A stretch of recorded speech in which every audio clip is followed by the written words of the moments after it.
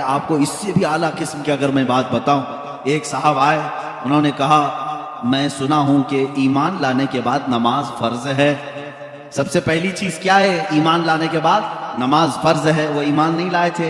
हुजूर पाक सल्लल्लाहु ताला अलैहि वसल्लम से उन्होंने पूछा तो आपने कहा हाँ। कहा कितनी नमाजें? कहा फजर है, जोहर है, असर है, मगरिब है, इशा है, 5 नमाजें दिन में फर्ज है। वो साहब आए, कहा मैं इस शर्त पर ईमान लाता हूं कि मेरे लिए कुछ डिस्काउंट हो। डिस्काउंट, उनको कंसेशन चाहिए था। पूछा हुजूर पाक सल्लल्लाहु अलैहि वसल्लम ने तुम क्या चाहते हो?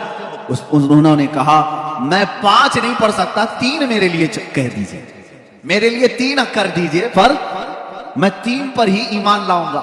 हुजूर पाक सल्लल्लाहु अलैहि वसल्लम ने फरमाया ठीक है तुम ईमान लाओ, तुम्हारे लिए 3 ही नमाज दुनिया में कोई कर सकता है? गौस और ख्वाजा को भी नमाज माफ नहीं हुई। अल्लाह के नबी सल्लल्लाहु ताला अलैहि वसल्लम की दूरबीन निगाह देख रही थी।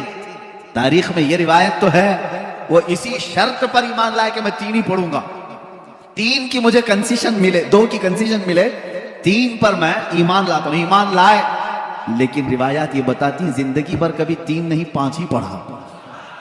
ये अल्लाह के नबी जानते थे कि जिसको नमाज की लज्जत मिल जाए उसके 5 भी कम है, उसके लिए 5 भी कम है जिसको नमाजों की लज्जत मिले।